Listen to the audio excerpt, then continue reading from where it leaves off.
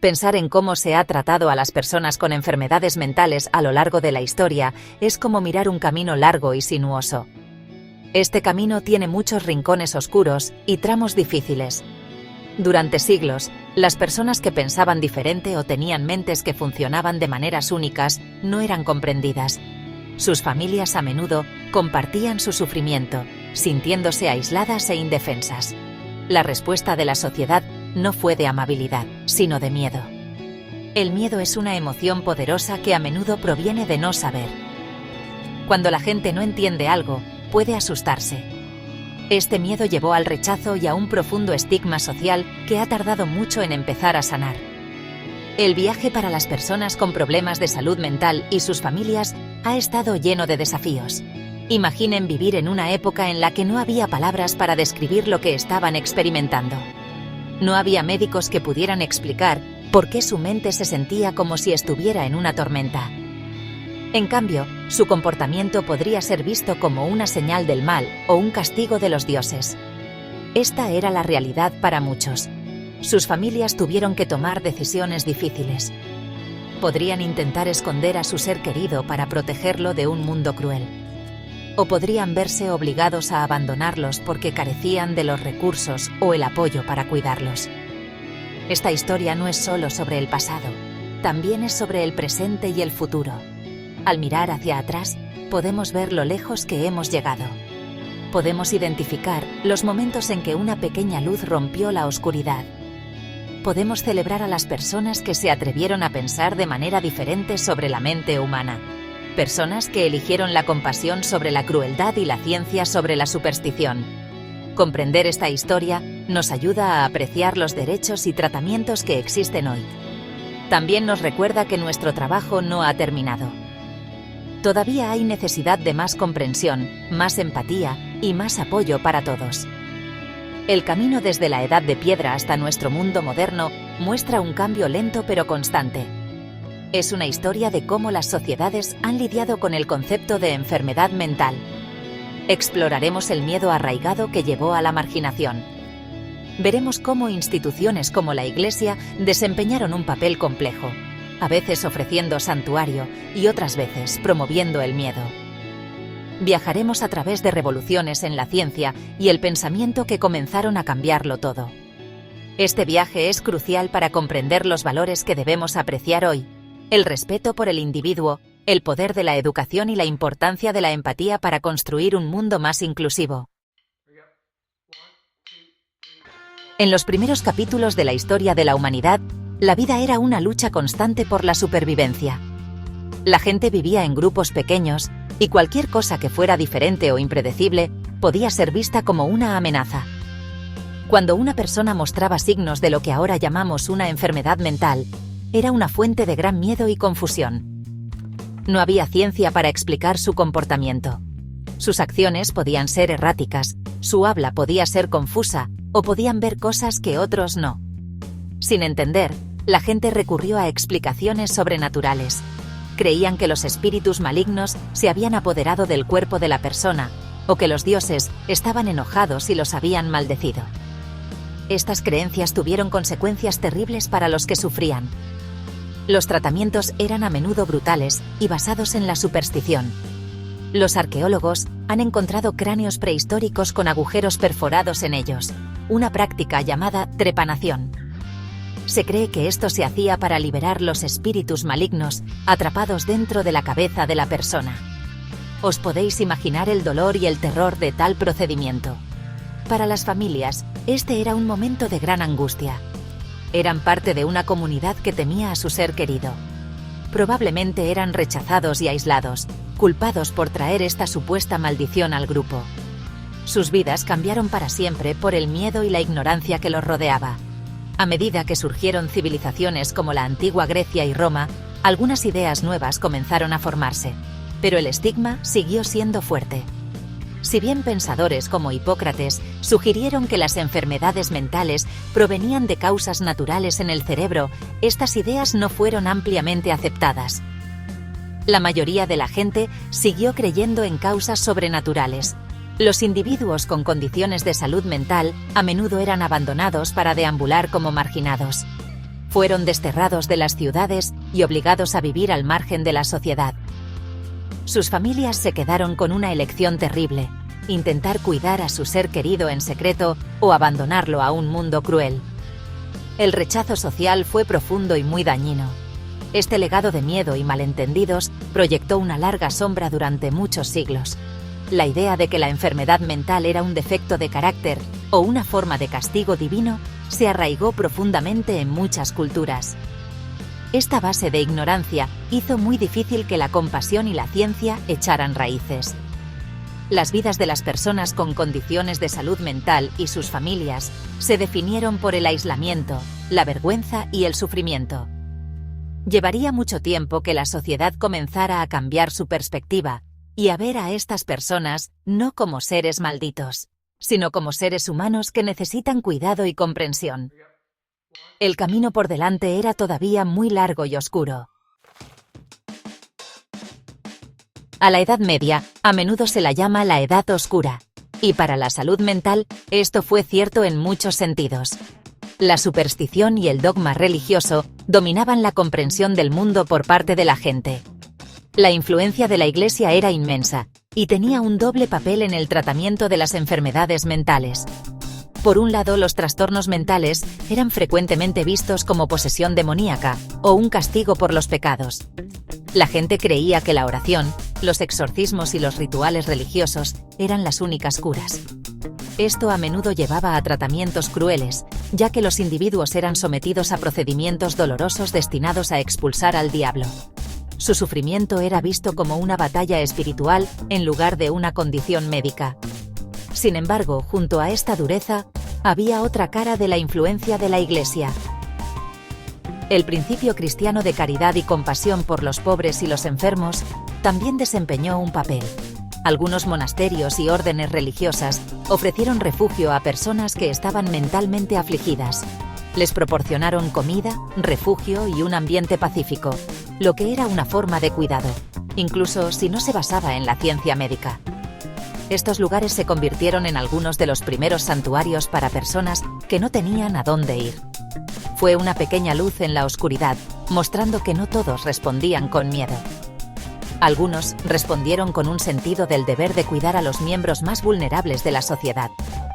Un momento verdaderamente significativo en la historia de la atención de la salud mental ocurrió en 1409 en Valencia, España.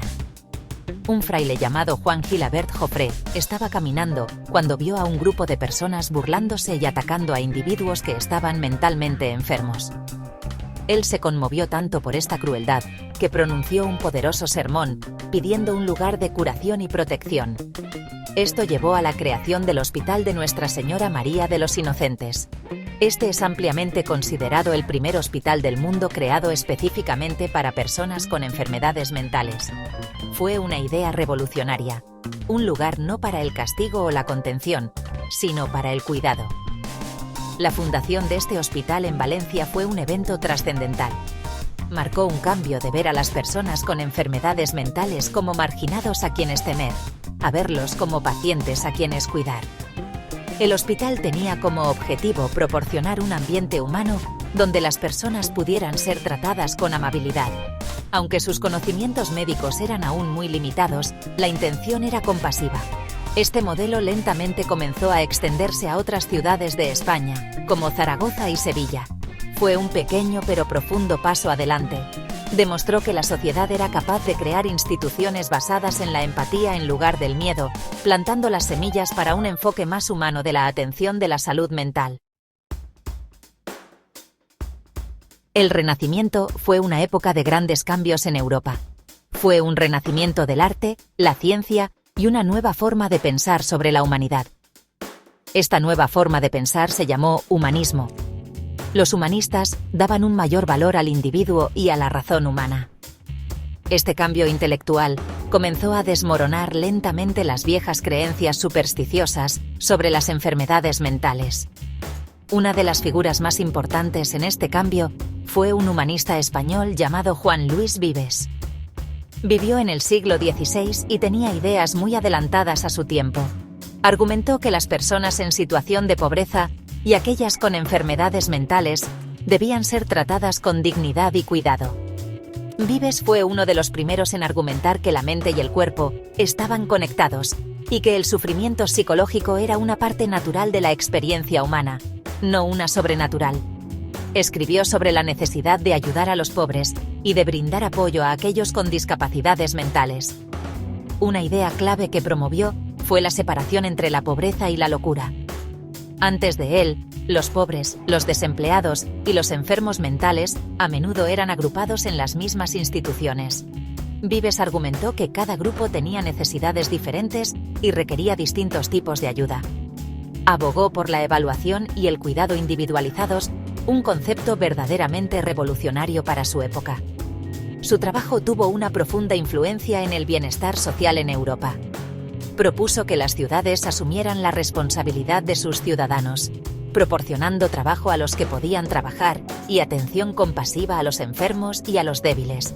Esto incluía a aquellos con enfermedades mentales, a quienes llamó mentes inestables. Sugirió que debían ser tratados con dulzura y que su tratamiento debía adaptarse a su condición específica.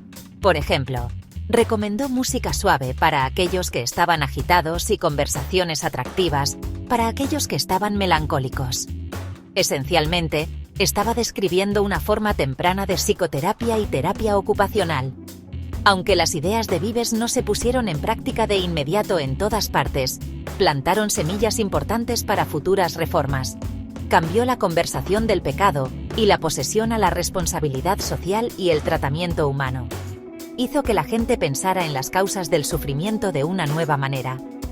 Al enfatizar la dignidad de cada individuo, independientemente de su estado mental, Vives sentó una base moral e intelectual para las reformas que vendrían siglos después. Demostró que la razón y la empatía podían ser herramientas poderosas para ayudar a las personas, alejando el enfoque del castigo y acercándolo al apoyo y la comprensión. En el siglo XVIII, la llamada Edad de la Ilustración celebraba la razón, la lógica y el orden. Podrías pensar que esto llevaría a un trato más humano para las personas con enfermedad mental, pero, bueno, en muchos aspectos, la situación empeoró. El énfasis en la razón creó una línea divisoria muy marcada. Aquellos considerados irrazonables o irracionales eran vistos como un problema para una sociedad ordenada. Además, este fue un tiempo de grandes cambios sociales y económicos, justo antes de la Revolución Industrial. Las ciudades crecían y existía un deseo de controlar a la población y eliminar cualquier cosa que pareciera disruptiva. Esto llevó a lo que algunos historiadores llaman el Gran Confinamiento. Por toda Europa se construyeron grandes instituciones para encerrar a todo tipo de personas que no encajaban en el nuevo molde social. Y no eran solo para enfermos mentales. También encerraban a pobres, desempleados, huérfanos, prostitutas y pequeños delincuentes. Todas estas personas quedaban encerradas juntas en lugares llamados asilos, hospicios o hospitales generales. El objetivo no era el tratamiento, sino el control y la segregación. La sociedad quería ocultar a cualquiera que recordara el desorden o la pobreza. Las personas con enfermedad mental ya no eran solo marginadas, se convirtieron en prisioneras, confinadas tras altos muros y puertas cerradas, lejos de la vista pública. La vida dentro de estas instituciones, la verdad, solía ser horrible. Las personas eran encadenadas a las paredes, mantenidas en celdas abarrotadas y sucias, y recibían muy poca comida. Eran tratadas más como animales que como seres humanos. No había intento de comprender su condición, ni de ofrecer ningún tipo de cuidado terapéutico. En vez de eso, todo giraba en torno a la disciplina y el castigo. Los guardias usaban látigos y otros métodos brutales para controlar a los internos. Para las familias, este fue un periodo de gran tristeza y vergüenza. Tener un familiar encerrado en uno de estos lugares era una deshonra social. Muchas veces, perdían todo contacto con su ser querido, que simplemente desaparecía en el sistema. La revolución industrial solo intensificó esta tendencia. Al mudarse la gente del campo a ciudades cada vez más sucias y abarrotadas para trabajar en fábricas, los problemas sociales crecieron. El estrés de este nuevo modo de vida probablemente aumentó los casos de enfermedad mental, y la respuesta fue construir aún más asilos, cada vez más grandes. Estas instituciones se convirtieron en una manera de gestionar los problemas sociales, simplemente encerrándolos. Así que este periodo, que tanto valoraba la razón, mostró muy poca razón y muy poca humanidad en el trato a sus miembros más vulnerables. Es, sin duda, un capítulo oscuro que demuestra cómo el control social y la segregación pueden llegar a ser más importantes que la compasión y el cuidado. El siglo XIX finalmente trajo los inicios de un enfoque científico de la salud mental. Los horrores de los manicomios de la época anterior desataron un movimiento de reforma. La gente empezó a darse cuenta de que la crueldad no era una cura. Una figura clave en este cambio fue Philippe Pinel, un médico en París. En 1793, durante la Revolución Francesa, hizo algo radical. Fue puesto a cargo del Hospital Bicêtre, un manicomio para hombres. Famosamente, ordenó que se quitaran las cadenas a los pacientes. Creía que eran personas enfermas que necesitaban amabilidad y atención, no criminales que necesitaban ser castigados. Este fue un poderoso acto simbólico que marcó el comienzo del tratamiento moral. El enfoque de Pinel fue revolucionario. Empezó a hablar con sus pacientes, a escuchar sus historias y a mantener historiales detallados. Creía en la creación de un ambiente ordenado donde los pacientes pudieran participar en el trabajo y la recreación. Este enfoque humano a menudo conducía a mejoras notables en su condición. Al mismo tiempo, el campo de la psiquiatría comenzó a surgir como una rama distinta de la medicina. Los médicos comenzaron a clasificar diferentes trastornos mentales y a buscar sus causas biológicas. La idea de que la enfermedad mental era una enfermedad del cerebro, no una falla moral, poco a poco comenzó a ganar terreno. Este fue un paso crítico hacia la desestigmatización de estas condiciones. Otra historia importante de esta era es la de Jean Itard y Víctor, el niño salvaje de Aveyron. Víctor era un niño que había sido encontrado viviendo solo en el bosque, sin lenguaje ni contacto humano. Muchos creían que era un idiota e incurable. Pero Itard, un joven médico, creía que podía ser educado. Durante años, Itard trabajó pacientemente con Víctor, tratando de enseñarle lenguaje y habilidades sociales. Aunque nunca aprendió a hablar con fluidez, Víctor hizo un progreso increíble. El trabajo de Itard fue importante porque demostró que incluso aquellos con los desafíos de desarrollo más severos podían aprender y crecer si se les daba una instrucción paciente y sistemática. Los esfuerzos de Itard fueron parte de un movimiento más amplio de reforma educativa. Pensadores como Jean-Jacques Rousseau y Johann Pestalozzi promovían nuevas ideas sobre la infancia y el aprendizaje. Argumentaban que la educación debía basarse en el desarrollo natural y las experiencias del niño. Creían en el poder de la educación para moldear el carácter y las habilidades de una persona. Estas ideas se convertirían más tarde en la base de la educación especial. El trabajo de Pinel e Itard demostró que una combinación de compasión, observación científica y educación dedicada podía marcar una diferencia real en las vidas de las personas con discapacidades mentales y del desarrollo. Fue el amanecer de una nueva era más esperanzadora. Las nuevas ideas sobre la educación del siglo XIX florecieron en un movimiento completo en el siglo XX. Este movimiento se centró en crear métodos educativos específicamente para niños con discapacidades. Fue un cambio radical de la antigua forma de pensar, que era simplemente excluir a estos niños de la escuela o etiquetarlos como ineducables. Dos de los pioneros más importantes en este campo fueron María Montessori y Ovide de Crowley. Ellos creían que cada niño tenía el potencial de aprender, pero que necesitaban el ambiente y las herramientas adecuadas. Su trabajo cambió la vida de innumerables niños con necesidades especiales. María Montessori fue una médica italiana que comenzó su carrera trabajando con niños en una clínica psiquiátrica. Ella observó que estos niños estaban hambrientos de estimulación y actividad con propósito. Desarrolló un conjunto de materiales educativos y un método de enseñanza basado en el aprendizaje práctico y autodirigido. Ella creía que los niños aprenden mejor haciendo, y sus aulas estaban diseñadas para permitirles explorar y aprender a su propio ritmo. Sus métodos demostraron ser increíblemente efectivos, no solo para niños con discapacidades, sino para todos los niños. Ella le mostró al mundo que, con el enfoque correcto, los niños que habían sido descartados podían prosperar. Casi al mismo tiempo, en Bélgica, Ovide de Crowley estaba desarrollando sus propias ideas sobre la educación. También era médico y psicólogo. Su filosofía se resumía en su lema, para la vida, a través de la vida. Él creía que la educación debía estar conectada con los intereses y necesidades de la vida real del niño.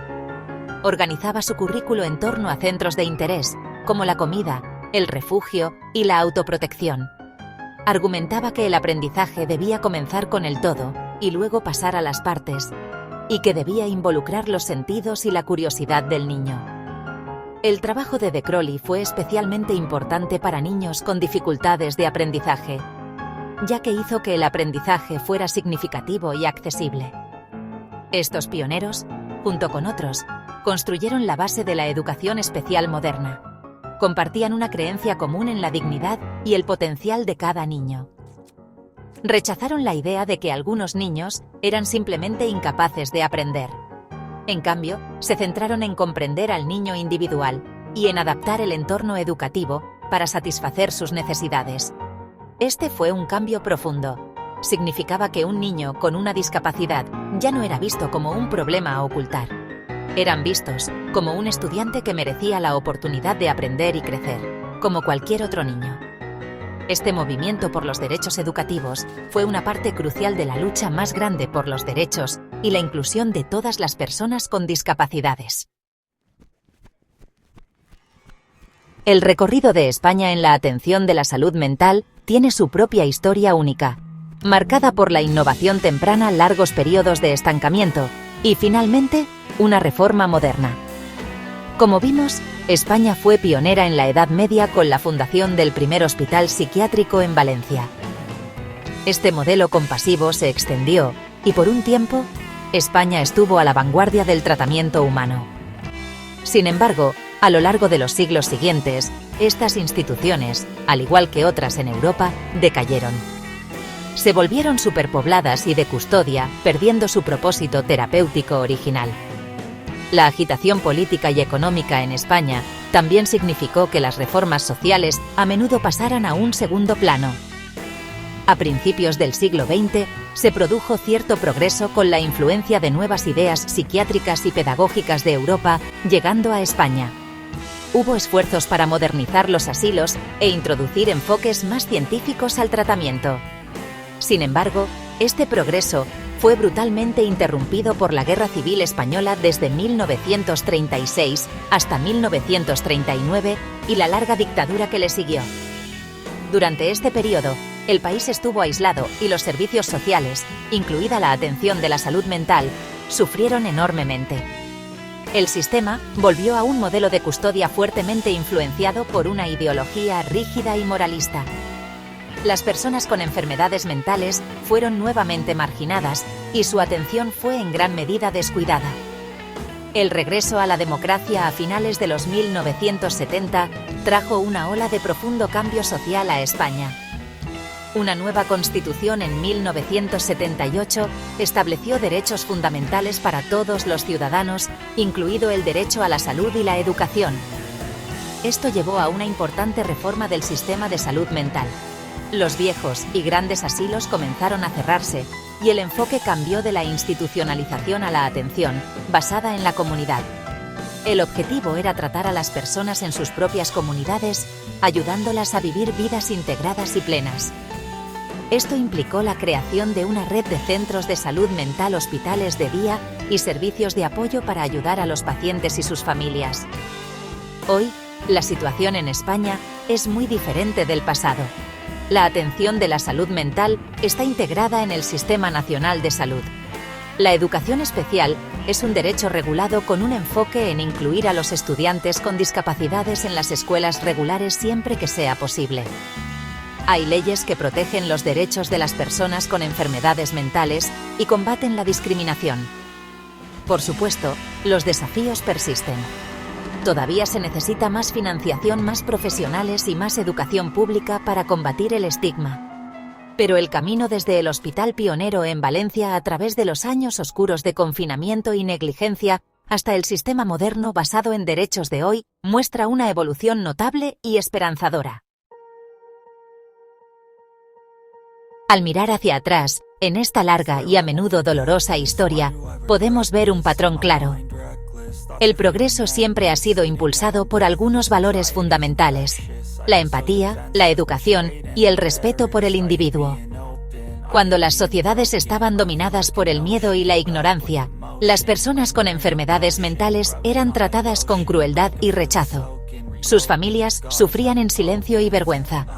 Pero cuando individuos como Juan Gilabert Joffre, Juan Luis Vives, Felipe Pinel y María Montessori eligieron ver a la persona detrás de la enfermedad, todo comenzó a cambiar. Demostraron que la compasión no era una debilidad, sino una fuerza poderosa para la curación y el progreso. La empatía es la capacidad de comprender y compartir los sentimientos de otra persona. Es la base de todo trato humano. Debemos esforzarnos constantemente por ponernos en el lugar de quienes luchan con su salud mental. Debemos escuchar sus historias y respetar sus experiencias. La educación es la herramienta que vence el miedo. Al aprender sobre la ciencia de las enfermedades mentales, podemos reemplazar la superstición con comprensión. Al promover la educación para todos, incluyendo a aquellos con necesidades especiales, liberamos el potencial humano y construimos una sociedad más capaz e inclusiva. La educación es lo que nos permite ver que una mente diferente no es una mente rota. El respeto por el individuo es quizás la lección más importante de todas. Los grandes reformadores comprendieron que cada persona tiene una dignidad y un valor inherentes, independientemente de sus capacidades mentales o físicas. Esto significa que debemos alejarnos de las etiquetas que estigmatizan y avanzar hacia enfoques personalizados. Un plan de educación individualizado para un niño o un plan de tratamiento personalizado para un adulto es una señal de respeto. Dice: te veo como una persona única, y trabajaré contigo para encontrar lo que te ayude a prosperar. Este es el legado de los pioneros que hemos discutido. Nuestra tarea hoy es llevar estos valores adelante. Hemos recorrido un largo camino desde la trepanación y las cadenas, pero la lucha contra el estigma no ha terminado. Debemos seguir construyendo un mundo donde pedir ayuda con la salud mental sea visto como una señal de fortaleza, no de debilidad. Debemos asegurarnos de que todos tengan acceso a atención de calidad y oportunidades educativas que satisfagan sus necesidades únicas. La historia de la salud mental es la historia de la lucha de la humanidad por comprenderse a sí misma. Al elegir la empatía, promover la educación y defender el respeto por cada persona, podemos asegurar que el camino que tenemos por delante sea más brillante y compasivo que el camino que dejamos atrás. Antes de acabar, y como reconocimiento al gran trabajo educativo y humano que ejercieron también dentro de la educación especial en España, concretamente en la mágica Vallvidrera, en Cataluña, cuando el Ayuntamiento de Barcelona, bajo la dirección de Manuel Ainaud, en 1917, decidió trasladar la escuela a la Masía Vila Joana, elegida por su entorno natural ideal para niños con discapacidades sensoriales y mentales. Durante la dictadura de Primo de Rivera, Ainaud fue destituido de su cargo debido a su carácter liberal y catalanista, pero fue reinstaurado en 1930. En 1931, logró inaugurar 11 nuevos grupos escolares en un solo día.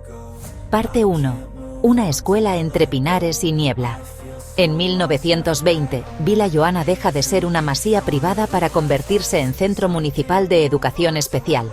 El objetivo no era solo educativo, sino humano, sanador, integrador. Se trabajaba con niños ciegos, sordomudos, con discapacidades intelectuales y emocionales. Entre árboles y caminos de tierra, se construyó un espacio donde la educación no era instrucción, sino respeto y escucha. Parte 2. Ciencia y ternura. La triple columna. Pedagogía especializada, inspirada en Montessori y racionalismo moderno, adaptada para cada necesidad individual. Investigación científica. Se estudiaban aspectos neurológicos, psiquiátricos, fonológicos, ópticos, dimensión terapéutica, talleres de carpintería, música, agricultura, fotografía. No se trataba de corregir defectos, sino de liberar posibilidades. Parte 3. Recordemos y reconozcamos el trabajo de algunos nombres con alma. Dr. Joan Alsina i Melis, psiquiatra formado con Montessori en Italia. Jesús María Bellido Primboemera Golferits, pionero en psiquiatría aplicada a la educación. Pere Barnils, experto en fonética y expresión oral. Joan Jongueras, introdujo la música y el ritmo como caminos al alma. Carmen Aymerich Barbany, gran figura del teatro terapéutico en la segunda mitad del siglo XX. Cada uno de ellos no solo enseñó, también amó el alma diferente del niño. Parte 4. Lo que sembraron. La comunidad escolar vivía con sentido de misión: formar, acompañar y dignificar. No eran tiempos fáciles, pero su entrega diaria sembró en generaciones de niños el derecho a ser alguien. En 1973, el centro se trasladó a nuevas instalaciones, manteniendo su labor educativa especializada hasta hoy. Sembraron entre la niebla, y hoy florece la memoria. Parte 5. Hoy, Casa de Memoria y Luz. Desde 1962, Bill, la Joana también es la Casa Verdaguer de la literatura, donde murió el poeta Jacint Verdaguer. En 2016 se renovó como museo, lugar de cultura, historia pedagógica y dignidad. Una casa que fue el primer centro público municipal de educación especial en España, con un modelo integral y moderno, que fue hogar, escuela y ahora, faro de memoria. Homenaje a quienes pusieron el alma. Este capítulo no es solo historia, es homenaje a cada educador que eligió el amor como método, a cada niño que encontró en Villa Joana un lugar donde no era un caso, sino un ser, y a quienes hoy, en silencio, siguen defendiendo una educación que cura, respeta y transforma. Si esto tocó algo en ti, honra a esos maestros de la humanidad compartiendo su legado.